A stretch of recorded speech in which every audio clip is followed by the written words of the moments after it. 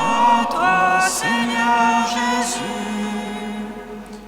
Le Seigneur soit avec vous. Et avec votre esprit. Évangile de Jésus-Christ selon saint Marc. Gloire à toi, Seigneur. En ce temps-là, Jésus s'en alla, ainsi que ses disciples, vers les villages situés aux environs de Césarée de Philippe. Chemin faisant, il interrogeait ses disciples. « Au dire des gens, qui suis-je » Ils lui répondirent « Jean le Baptiste, pour d'autres Élie, pour d'autres un des prophètes. » Et lui les interrogeait. « Et vous, que dites-vous ? Pour vous, qui suis-je » Pierre, prenant la parole, lui dit « Tu es le Christ. » Alors il leur défendit vivement de parler de lui à personne. Il commença à leur enseigner qu'il fallait que le Fils de l'homme souffre beaucoup, qu'il soit rejeté par les anciens, les grands prêtres et les scribes, qu'il soit tué, et que 3 jours après il ressuscite. Jésus disait cette parole ouvertement. Pierre, le prenant à part, se mit à lui faire de vifs reproches. Mais Jésus se retourna, et voyant ses disciples, il interpella vivement Pierre. « Passe derrière moi, Satan. Tes pensées ne sont pas celles de Dieu, mais celles des hommes. » Appelant la foule avec ses disciples, il leur dit « Si quelqu'un veut marcher à ma suite, qu'il renonce à lui-même, qu'il prenne sa croix et qu'il me suive. Car celui qui veut sauver sa vie la perdra, mais celui qui perdra sa vie à cause de moi et de l'Évangile la sauvera. » Acclamons, acclamons la parole de Dieu. Louange à toi, Seigneur Jésus.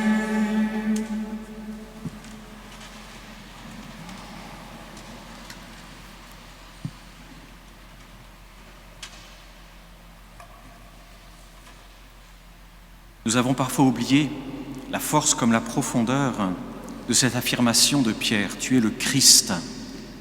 Le Christ, qui veut dire tu es loin de Dieu, mais celui sur qui le Seigneur a fait reposer son esprit. Et ce Christ, c'est celui qui était attendu, c'est celui qui avait été annoncé par les prophètes. Autrement dit, c'est celui qui donne le titre de Christ appliqué à Jésus, dit tu es celui qui donne tout son sens à l'histoire. Et donc d'abord à mon histoire. Tu es celui qui donne tout son sens à mon histoire. Donc si chacun de nous, dans notre cœur, nous disions « Seigneur, je crois que tu es le Christ dans ma vie, le Christ pour moi », c'est affirmer que Jésus donne tout son sens, son vrai sens, sa vraie profondeur à ma vie et mon existence. Eh bien, ce n'est pas si simple, mes frères et sœurs. Et on comprend, et je remercie Pierre d'avoir eu cette réaction, car lorsque Jésus nous dit « Eh bien, puisque tu crois que je donne son sens à toute ton existence, à toute ta vie, vas-tu me suivre dans la souffrance ?» quand je vais moi-même passer par ce mystère de souffrance. Et je pense que si l'on s'écoute bien, au fond de notre cœur, ou si l'on se connaît bien et que l'on est honnête avec soi-même,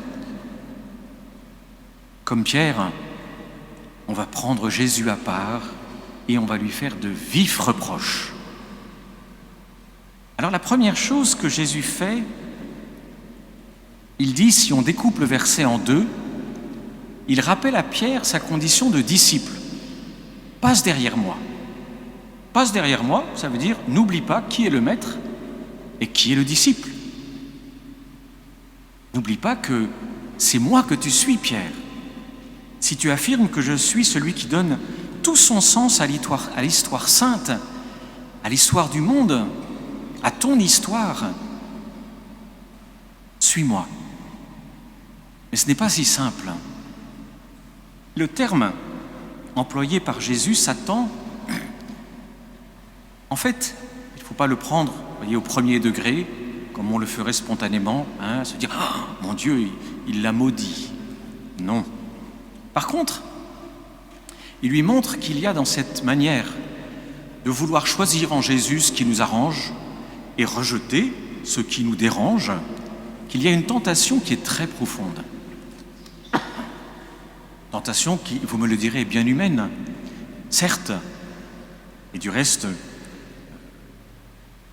quelque temps après, 6 jours après, si je ne me trompe pas, Jésus prendra avec lui Pierre, Jacques et Jean pour être transfigurés devant eux.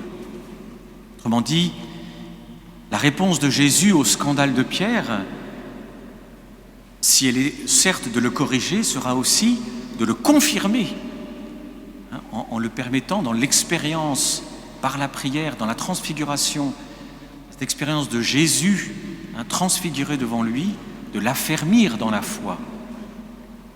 Mais Jésus montre qu'il y a une tentation qui est très profonde et qui demande, pour nous quelque part, ce mystère de la transfiguration, c'est-à-dire ce mystère de la rencontre personnelle avec Jésus dans la prière, une prière profonde.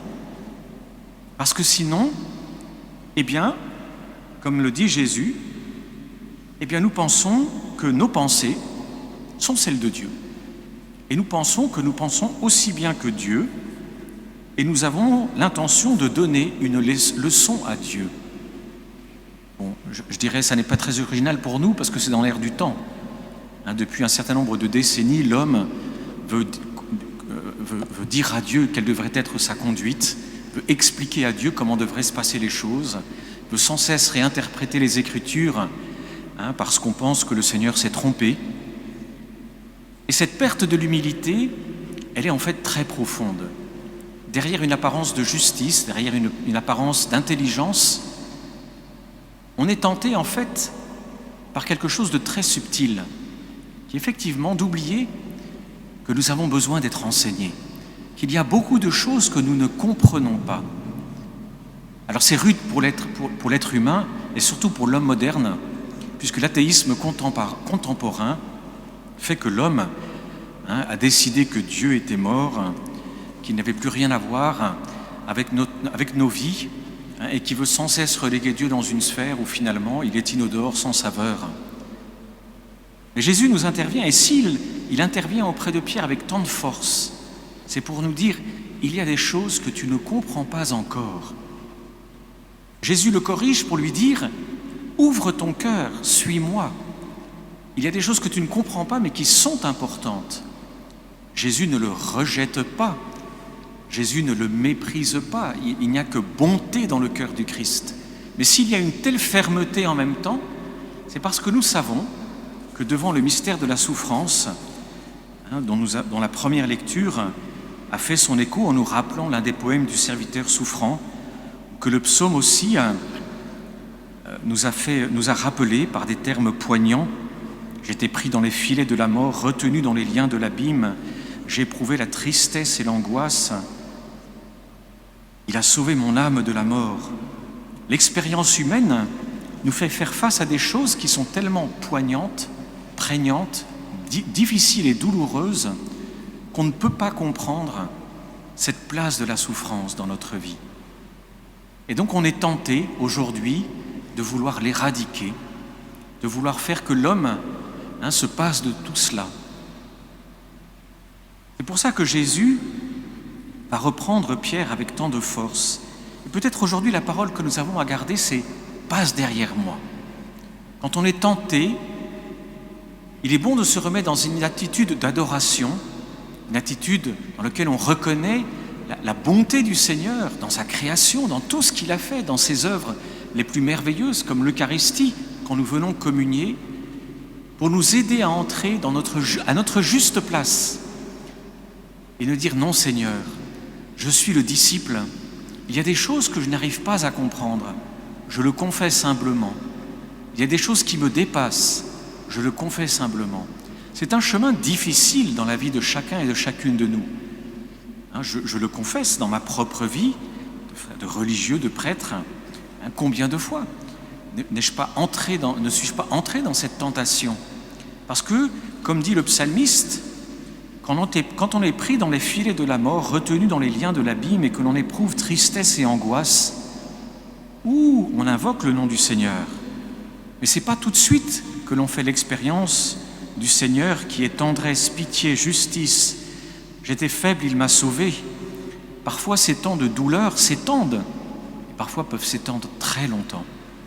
Moi, j'ai traversé des épreuves, comme certainement beaucoup d'entre vous, qui ont duré 20 ans, 25 ans.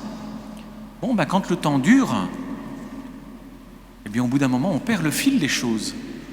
Et donc, on est soi-même pris dans le filet de cette angoisse, et dans l'incompréhension, on n'a pas un discours aussi rationnel que Job. Par contre, parce que nous sommes dans un monde où l'homme s'est tout de même exalté de manière extrêmement forte, on se croit en droit de donner des leçons au Seigneur.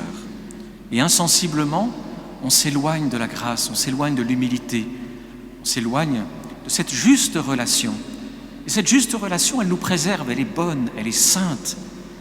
De garder en mémoire, je suis une petite créature, je suis un petit enfant devant le Seigneur, qui a créé toutes choses, qui a créé les anges, dont l'intelligence est infiniment supérieure déjà à la nôtre.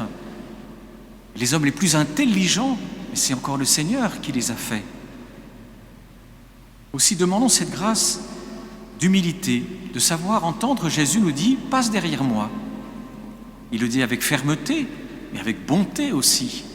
Il le dit avec un grand amour, parce qu'il sait que c'est uniquement lorsque nous sommes à notre juste place que l'on peut grandir dans la vraie connaissance et que l'on peut découvrir cette sagesse de l'amour qui s'ouvre à l'autre par la compassion et qui accepte la souffrance comme un lieu de transformation, comme un lieu dans lequel nous allons sortir de notre égoïsme, de notre orgueil, de nos tendances de repli sur nous-mêmes et nous ouvrir à l'autre, nous ouvrir à la compassion, nous ouvrir au don, faire que notre vie ne soit pas simplement pour nous-mêmes, mais qu'elle s'ouvre aussi aux autres et aux dons des autres. Et c'est souvent la souffrance, mes frères et sœurs, qui permet cela dans nos vies. C'est souvent parce que quelqu'un a traversé une grande épreuve qu'à un moment donné, il va se tourner vers des œuvres de miséricorde, des œuvres plus caritatives, qu'il va donner de son temps. Cette épreuve peut être tout simplement celle de la solitude. On a besoin de combler son temps. Mais c'est souvent là que l'on découvre les bienfaits aussi du don aux autres. C'est souvent par la souffrance, quelle qu'elle soit, que l'être humain va découvrir l'importance de sortir de lui-même. Alors demandons cette grâce aujourd'hui, de recevoir cette parole du Christ, nous aussi à la suite de Pierre, car elle est bonne pour nous. Passe derrière moi. Reprends ta vraie place de petite créature, écoute-moi, je t'appelle à me suivre, je t'appelle à te donner, à t'ouvrir aux autres, à te donner de ton temps, de ta sueur de ton front pour les autres. Écoute-moi, prends toi aussi ce chemin du renoncement à soi-même pour t'ouvrir à l'amour véritable. Amen.